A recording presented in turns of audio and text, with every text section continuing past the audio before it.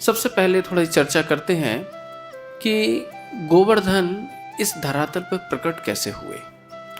श्री गर्ग संहिता में इसका बड़ा विस्तृत वर्णन आता है। हम संक्षेप में थोड़ा सा इसका वर्णन करेंगे कि जब भगवान कृष्णचंद्र ने गोलोक में, ये यहाँ की बात नहीं हो रही है, परव्योम गोलोक की बात हो रही है, तो गोलोक में जब सभी कुछ को प्रकट कर रहे थे, जब उन्होंने ब्रज परिकरों को प्रकट कर दिया, नंद बाबा, और क्योंकि जैसे कहा गया है ब्रह्मा जी के द्वारा अनादिर आदिर गोविंदा सर्व कारण कारणम, तो भगवान से ही सभी का उत्पत्ति हुई है, ये सभी जानते ही भगवान कृष्णचंद्र से।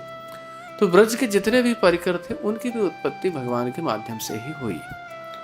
तो जब राधा रानी, अन्य सखियाँ और जितने भी मधुमंगल इत्यादि सखा इत्यादि सब वहाँ पे गोलोक में सब अवतरित हो गए, तो राधा रानी एक बार एकांत में श्री कृष्ण के साथ में थी और राधा रानी कहती हैं कि हे प्रीतम, हे प्राणनाथ, आप कुछ एक ऐसा स्थान बनाइए हमारे विलास के लिए, हमारे विहार के लिए, जो एकदम रमणीय हो और जिसको देख करके एकदम आनंद आ जाए। तो भगवान थोड़ा सोच में पड़ गए, क्या करें भाई ऐसा।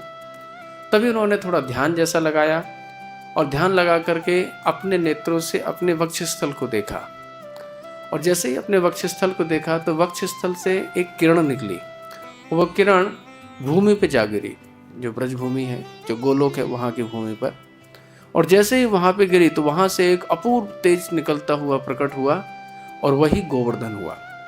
यहाँ के गोवर्धन तो छोटे हैं काफ़ी, लेकिन वहाँ के जो गोवर्धन है उसका परिमाण बताया जाता है कि कई कई लाख लाख योजन, उसकी जो ऊंचाई है वो भी 1 लाख योजन की है, जो विस्तार है वो भी 1 लाख योजन के, और चौड़ाई तो 100 कोटि योजन का है। तो उसका कुछ कहना ही क्या है।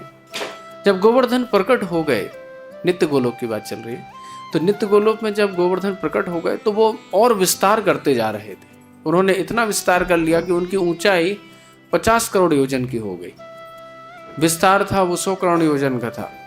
तो इस प्रकार से बढ़ते ही जा रहे थे। तो भगवान को लगा अगर ये ऐसे बढ़ते रहे तो पूरा हमारा गोलोक तो केवल गोवर्धन ही हो जाएगा, कुछ बचेगा ही नहीं, यहाँ पे लोग कहाँ रहेंगे फिर। तो भगवान ने ऐसे ही समझाते हुए, मानो जैसे ना बच्चों को पीठ थपथपा देते हैं, तो ऐसे ही भगवान ने गोवर्धन की थोड़ी पीठ थपथपा दी और बोले कि तुम क्या कर रहे हो, तुम बढ़ते क्यों जा रहे हो, अब इतना ही रहो बस, इससे ज़्यादा बढ़ने की आवश्यकता नहीं है। तो इस प्रकार से गर्ग संहिता में इसका वर्णन आया है कि भगवान ने गोवर्धन को कैसे अपने हृदय कमल से प्रकट किया।